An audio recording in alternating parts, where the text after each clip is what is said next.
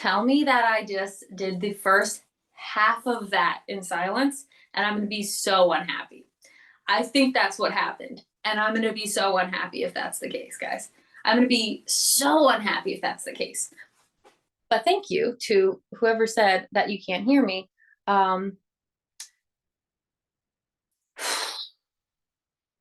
It may be that I may have to re-record this whole thing because I don't know if the first half or the first 20 minutes. We'll just go with it. We'll just do what we can. I can hear you now. I'm sorry about that. Me too, but it's not your fault. It's mine, right? Radical accountability, radical honesty. My fault, not yours. So that's okay. We will do what we need to do. So extreme pain or extreme honesty are the ways that people change. In order to cultivate a growth mindset, you have to change. There's no other option. So how do we change, right? This is the change cycle. How do we change? We hit this point of either extreme pain or extreme honesty, right? And what happens? Well, the first thing that happens is that we realize there's a level of discontent in our lives. Now, it might come, again, from the pain. It might come from the honesty, but something is amiss. This is a very hard thing. Discontent is a tricky thing, right? Because discontent, sometimes we do not want to acknowledge how unhappy we are with something, right? We don't want to do our part. We don't want to do our part to acknowledge, damn, this is not what I want. This sucks, right? So we're unhappy. I'll give you an example from my own life. When I was at my heaviest, I was like 165 pounds, so depressed, not happy. I noticed it.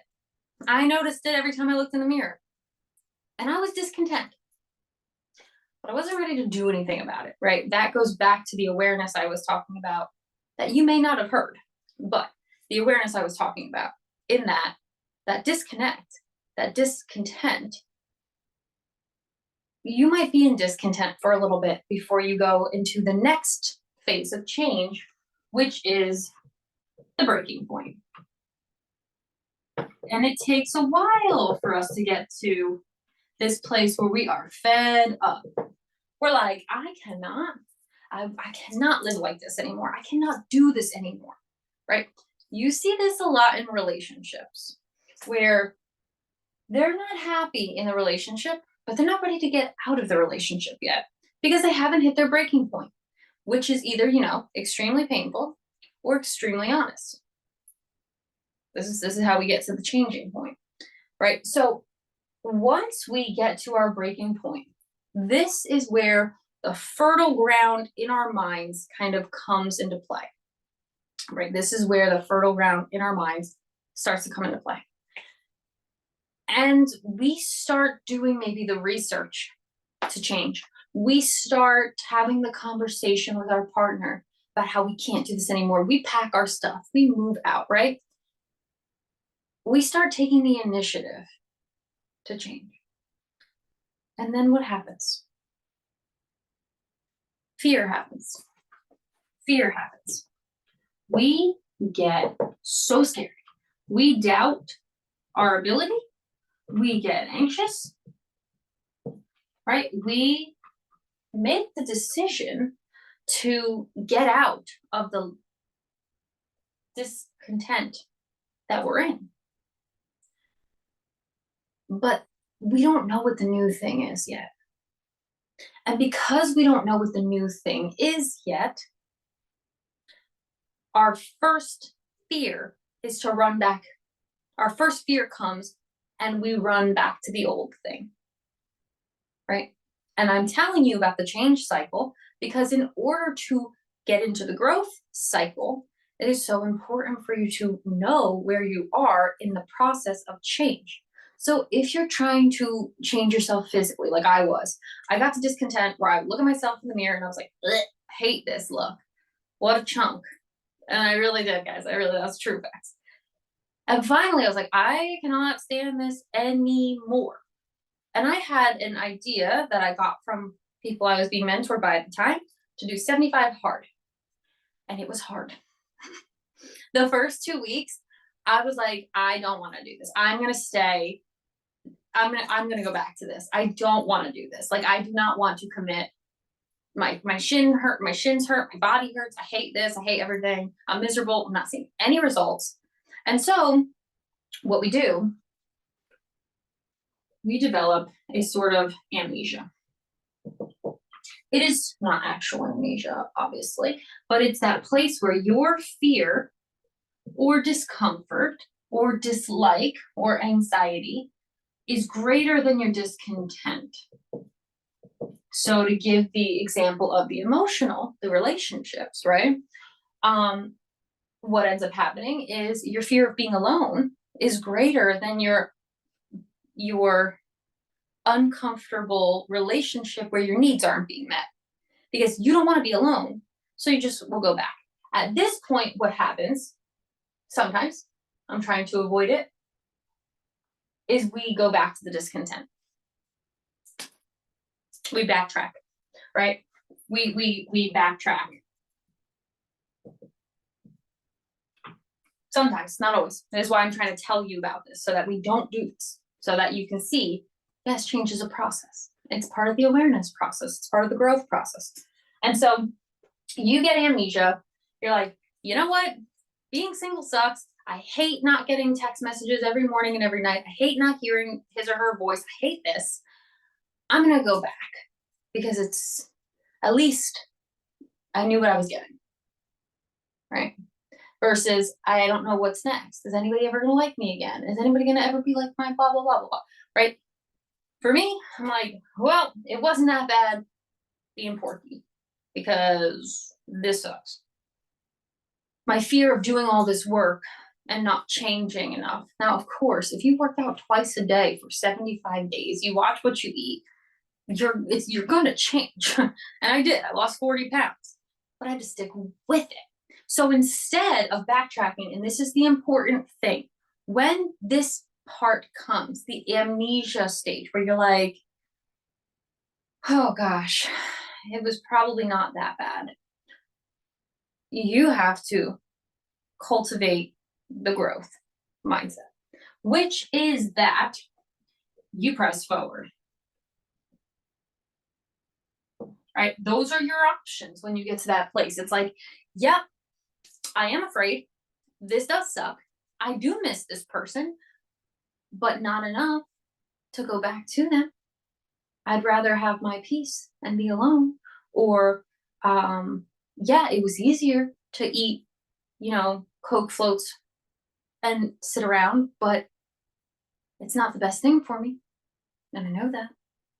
Right? So when we are trying to cultivate a growth mindset, we have to move past the painful parts by understanding them and embracing them and being like, okay, yeah, this kind of sucked, true, but it hurts either way. Let me pick my hurt, right? Let me pick my pain. And you do. At this point, you pick your pain. At this point, you pick your pain. At this point, you're like, all right, I'm going to go the pain of going back to what I know, and it's probably going to be worse now, because not only did it suck originally, but now I have failed myself. So let's add the shame component on top of that. If you left somebody in a relationship, now you have to deal with the breach that has been put there, this space that has been put there, right? So there's a lot when it comes to change that is important, because are you going to pick the pain of being the same, getting the same stuff, same results, or are you going to pick the pain of breakthrough, something new, something different? Fixed mindset will stay here for a while. Growth mindset will go here. Now, again, perhaps the first 20 minutes where I talked more about this has been not heard, so awkward, we'll have to see. But in this, the fixed mindset is the enemy, obviously, of the growth mindset. Now, this is a whole study by Carol Dweck, right? She's the seminal, which is to say the first person to author growth mindset stuff. But when we are looking at growth mindset versus fixed mindset, you have to cultivate the growth mindset by moving through the change cycle differently and getting radically honest with yourself. You have to get radically honest with yourself. And I won't lie to you, right? Your breaking point might be extreme pain or extreme honesty, but that doesn't mean there won't be other little pains along the way. Growth can be painful. Like if you're going to the gym, your muscles are sore, they've never been used. Even with your mind is like a weapon that gets sharpened. So like for me, when I graduated with my master's in lit in 2017, but I didn't start with my doctorate until 2020. So I was not a student for 3 years. And I stopped teaching in 2018. So I hadn't been teaching for a year and a half at that point, almost 2 years. So when I got back into academia in 2020, May 2020, having been out of the classroom as a teacher for a year and a half and out as a student for almost 3 years, I was like, oh my gosh, I've lost my a little bit of ability to focus in. Like I had to rediscipline myself because I was like, geez, I can't even concentrate anymore. And I was like, whoa, because it was the first time I'd taken a hiatus from education. And so I was like, whoa, like I have to recultivate this skill. And it is a skill. It's why when people don't like to read, and this is again, intellectual growth, when people don't like to read, start slow. 5 pages. Focus in for 5 pages. That's it. I don't care if it takes you 6 years to finish one book. Cultivate the practice, cultivate the skill. That is what we do for anything. Physical, working out, breathing differently, meditating, emotional, mental. And of course, Sarah, Bianca, and Tristan will also kind of talk about how you can cultivate new practices, because that's the other thing. When you're getting in a growth mindset in this space, it is easier when you have help. It is easier to press forward when you have help and support. It is much easier because what you get is both knowledge and accountability, right? You get knowledge, presumably from people who've done it before, and accountability. This is why we love to hire coaches, because coaches help us be accountable. They help us, they guide us. It's like, I want to change, but I don't know how. Well, then you hire someone who knows how. It's like, oh, you have the answers for me. Now you can show me how. I can do my part, but you can also help me be accountable. That's when we really want to grow, we really want to change. A lot of times we will hire a coach. We will hire someone to help us out.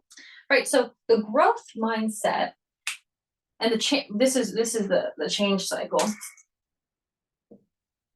Change cycle.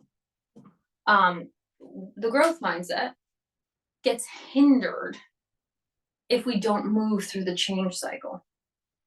If you don't realize, part of knowing about growth is knowing some of this might hurt a little bit as I move through it and I do it differently. And so like I was going through a breakup recently, and I was like, within the last year, and I was like, oh God, I miss him. And I was like, yeah, I'm gonna miss him. It's gonna hurt. It doesn't hurt as bad as when I was laying next to him and felt like I wasn't existing. Okay, then let's move through it. Let's get to going. Right. So this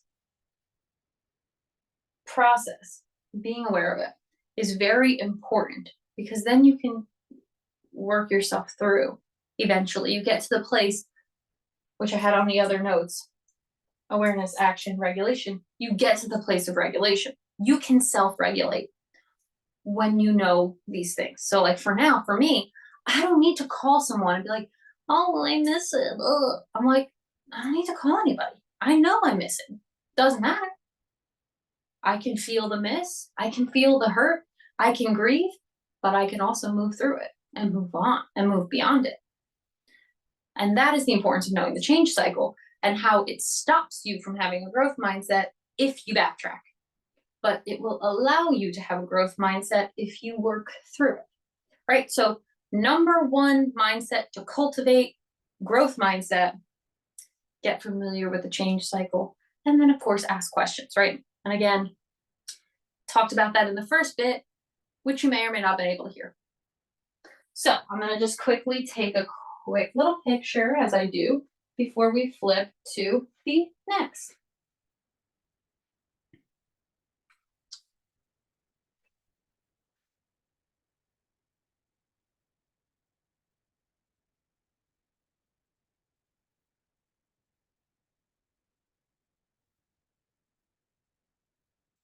Why is my phone so slow? Nobody knows. Nobody knows. Okay. So we've got our picture. And we have our second mindset to talk about, which is the gratitude mindset. Gratitude mindset.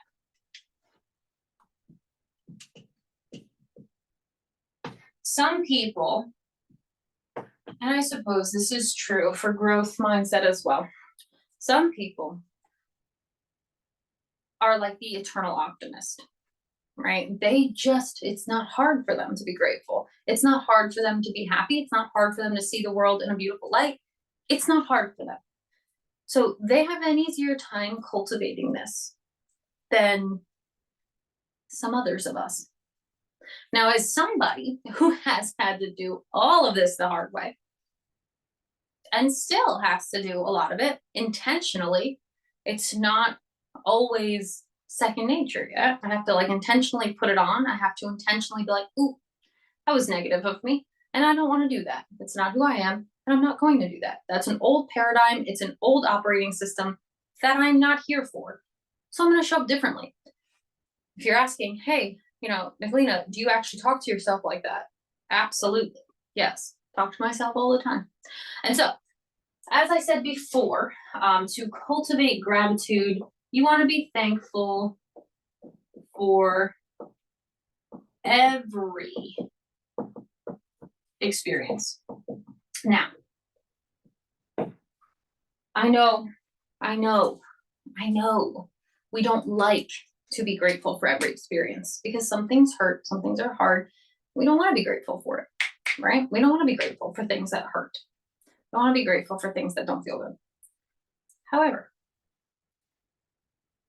if you've ever heard the story, it's like a Chinese parable, and it's this guy, it's a son in the village, and his son breaks his leg.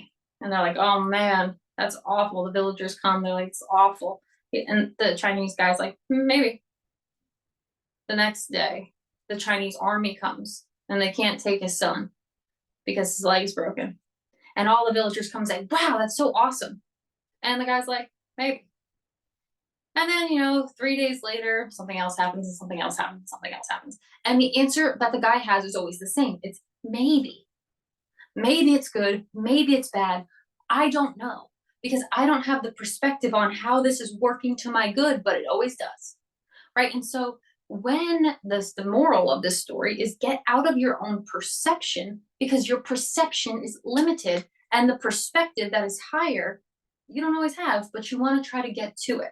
So when you can get thankful for everything, every good, bad, ugly thing, you are actually not just cultivating gratitude, you're also coming out of your own perception. So like for me, going through the breakup, my perception is, ow, this hurts. This is hard. I hate this. This sucks. That is my perception. And that's probably true in some degree. However, the perspective of it is, well, I've learned a lot. I can help other people through this. This is always me now. I'd rather feel pain than be apathetic. I'd rather hurt than feel nothing. That was a new frame I had to put on because I had done both. And it's not good to feel numb. It's not good to feel nothing because you're not living. You're not actually experiencing. So for me, as I, shifted my perspective, I'm like, I would rather keep my heart open and soft and let it get trampled on than feel nothing. Because I've been in a place that was so disassociated that it was like I'm not even living at all. So every experience, when you get in really high levels of perspective and out of your own perception, every experience is just an experience, right? It's no not good, it's not bad, just is.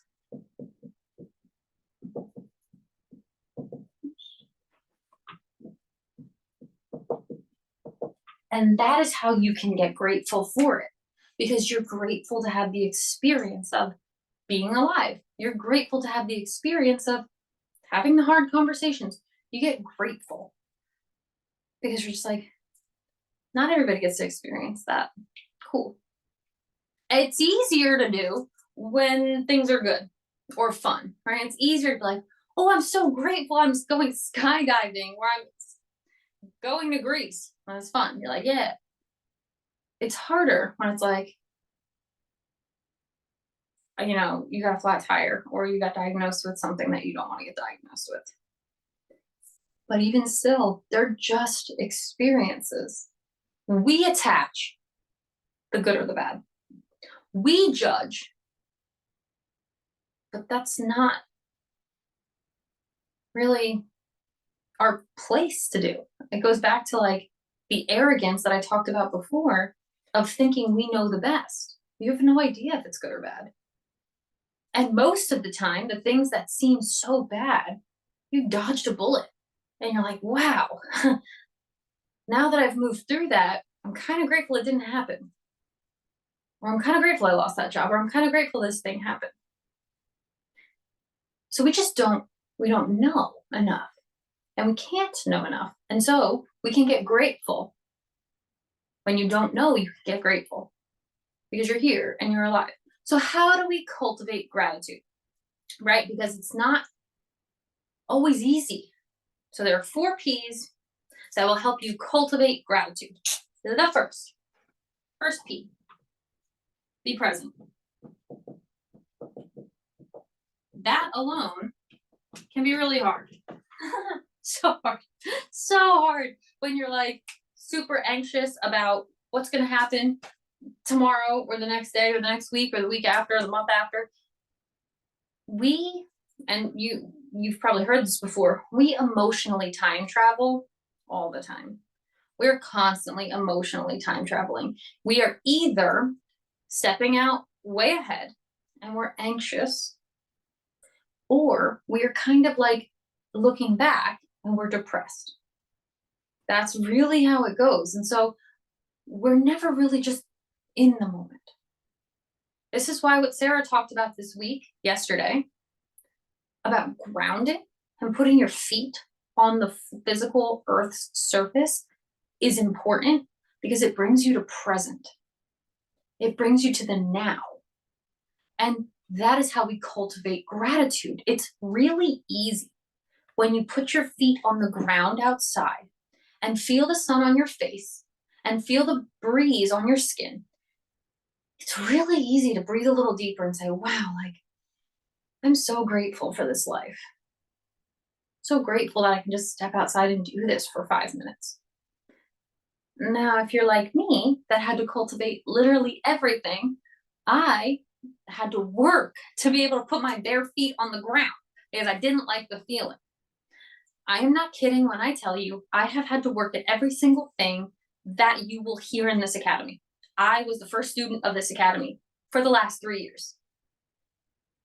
And I know how hard it can be sometimes to just like take your socks and shoes off and go in the grass, because it's like, ew, there are things in this grass. Gross. Oh, it feels weird on my feet.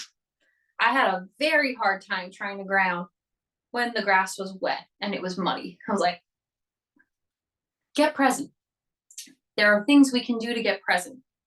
What Sarah talked about, what Bianca's talked about with meditation, right? There are a lot of intentional practices that we need to do to get present. This, like I said, alone could take you years if you wanted to. If you want to 10x it, you'll listen to what everybody has to say and you'll do it. The next P is to get personal.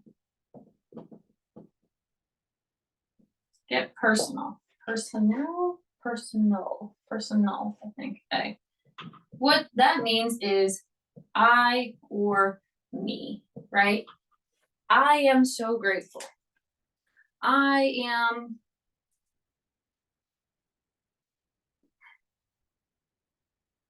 living my best life, right?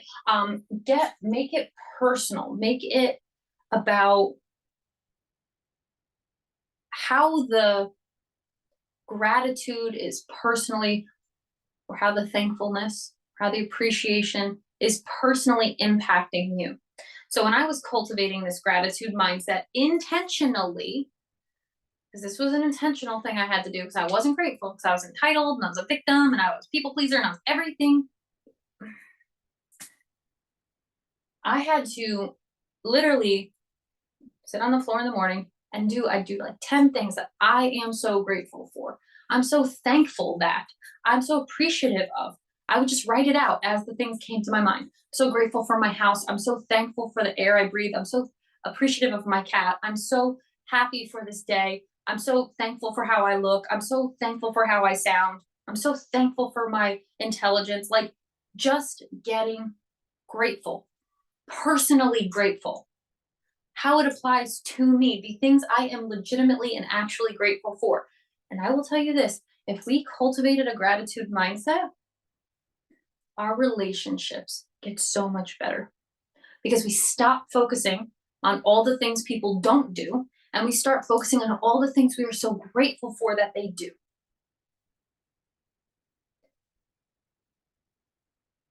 And like I said, these two mindsets, growth and gratitude, will shift your entire reality if you will let them. Which is also why I'm still so mad about that first 20 minutes. I'm really mad about it. That's okay though. Third thing, to intentionally cultivate a gratitude mindset, right? Intentionally cultivate a gratitude mindset is positive language.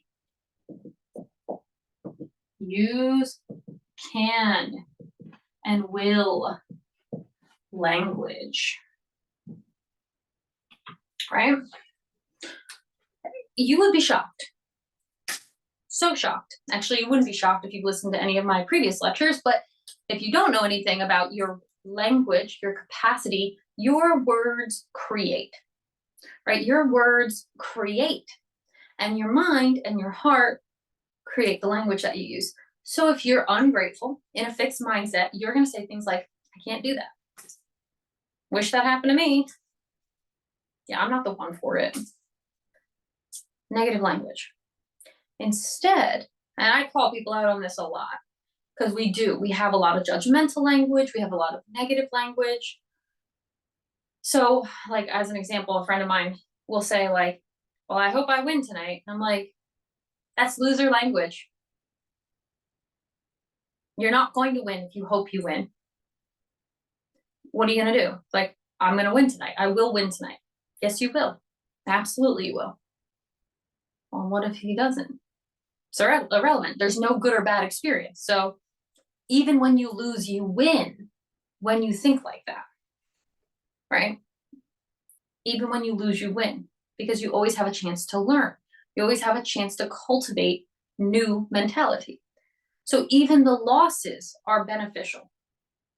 And this is how you come out of your own perception and into a higher perspective. So when you use positive language, it's always going to denote a positive fixed mindset. I can always tell, I see it a lot on my TikTok comments, I can always tell people's mindsets by the way they comment.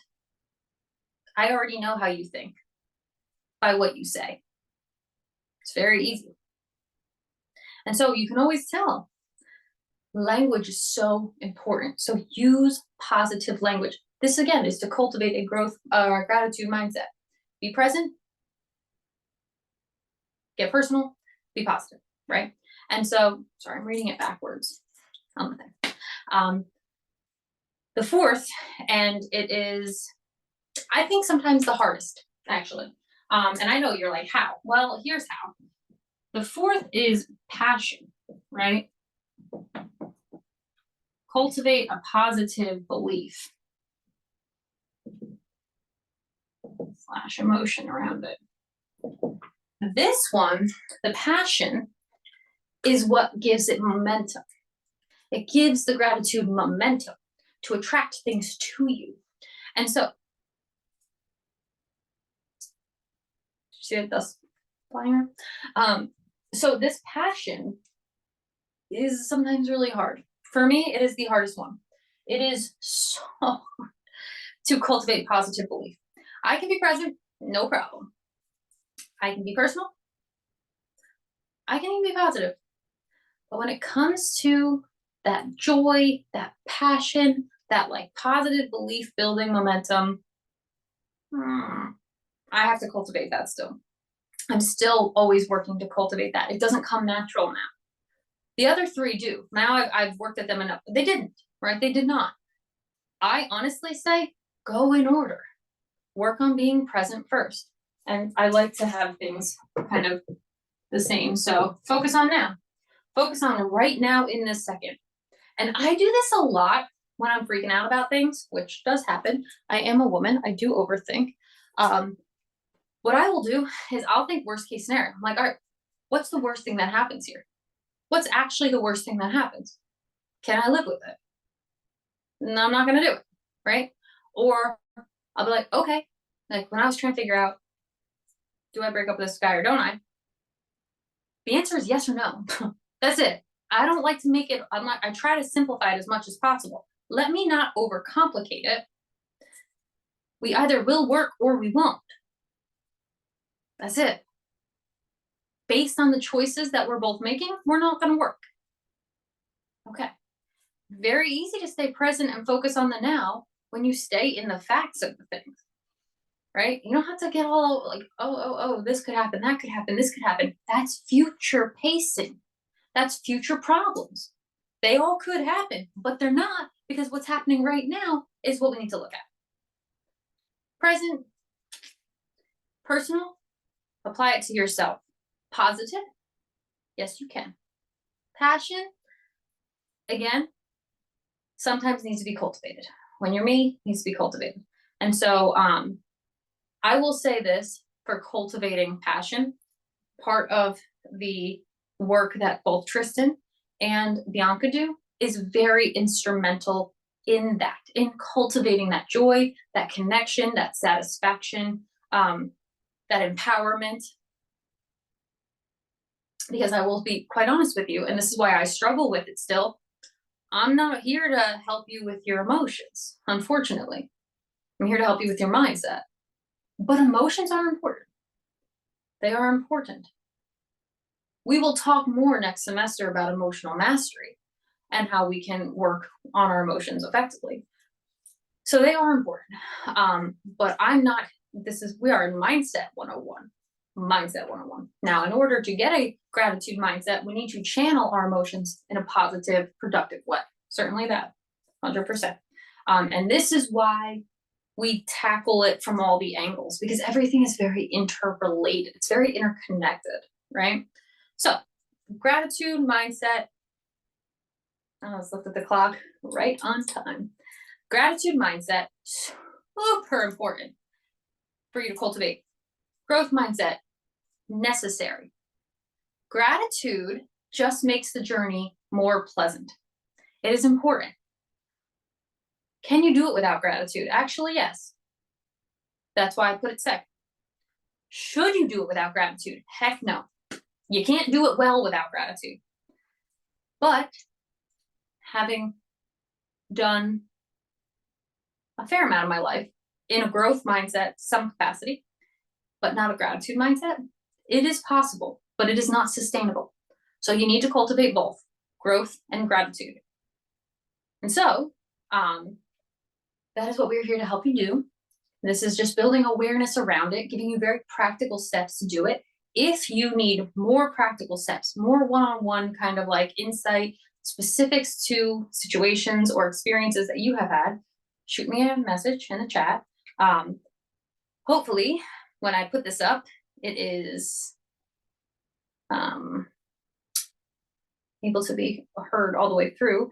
I'm not banking on that. I'm not thinking that's going to happen. So we will see. I might re-record it, in which case I will put both up so that you get both, because they will vary differently, right? I used to teach a subject 3 times in a day or 2, right? So like if this was my lesson at 7:20 in the morning, well, it would also be my lesson at like 12:40 in the afternoon. But it was always different. You know, it's always different, comes out differently. And so out of respect to that process, I will probably put both up if the first 20 minutes doesn't come through in the way it needed to. So we will see what happens. I will wait until the replay comes out, and then I will potentially do this again in a little bit. But with all that being said, I hope that this is broken down in an effective way. Do we have, I don't think, any questions, because I didn't realize it makes it self-aware when we have questions. So that's great. Yeah, I was also going to say, I think the chat has been disabled on the lectures, so I need to also make that work better. So, you know, a few technical difficulties. One of the downsides of an e-learning institution, but alas, we do what we can. So I will re-record if necessary, but again, I hope this is really helpful. I hope that it is very applicable, you know, very practical to start to think differently, because that's what we need to do.